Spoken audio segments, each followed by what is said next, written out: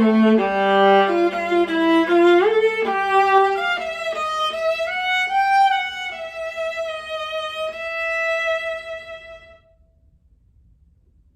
are a number of ideas we could talk about in this etude, but today let's take a closer look at bow distribution. Bow distribution is just what it sounds like, distributing or dividing the bow among notes. It's a tool we can use to map out how much bow is used for each note. My favorite way to think about bow distribution is saving and spending, just like budgeting money. If I spend all my bow in one place, I might not have enough saved up to use later. Look what happens in this etude if I don't plan out my bow distribution ahead and simply match the amount of bow I use to the number of beats.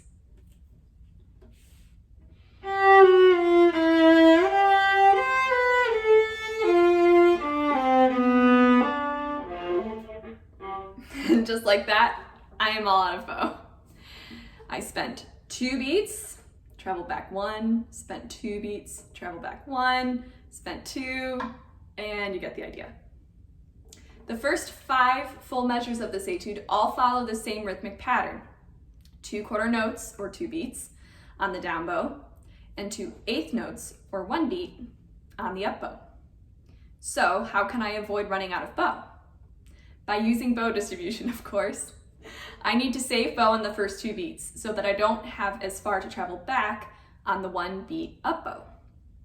This is a simple matter of slowing down the bow on the down bow and using a quick and light up bow to travel back to where I started. Let's try this on an open string first. 2 beats on the down bow, 1 beat on the up bow. Think to yourself on each beat, slow bow quick, slow bow quick. You can even say it out loud as you play. So let me show you.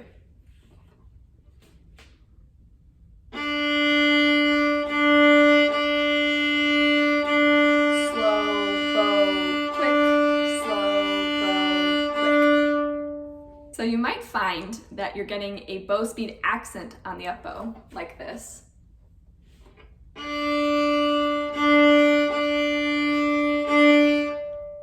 So to even that out, just lighten the bow weight slightly on the up bow. I like to think sink, float, sink, float.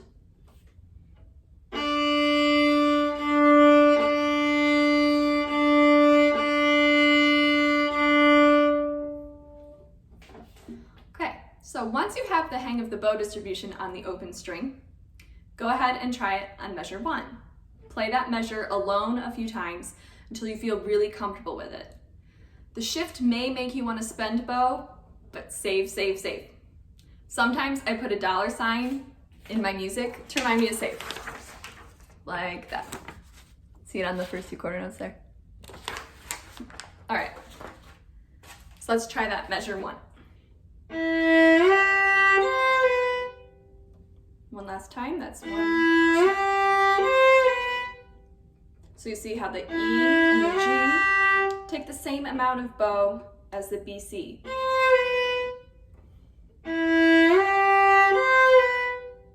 So check your bow distribution 1 measure at a time. I'm going to go on to measure 2. Let's try it there.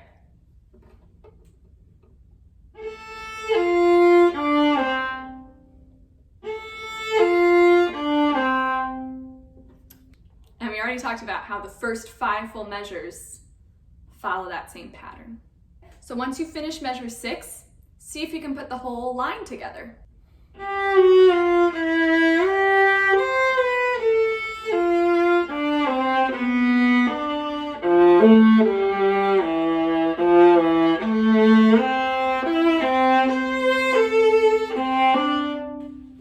Now you can look at the rest of the etude.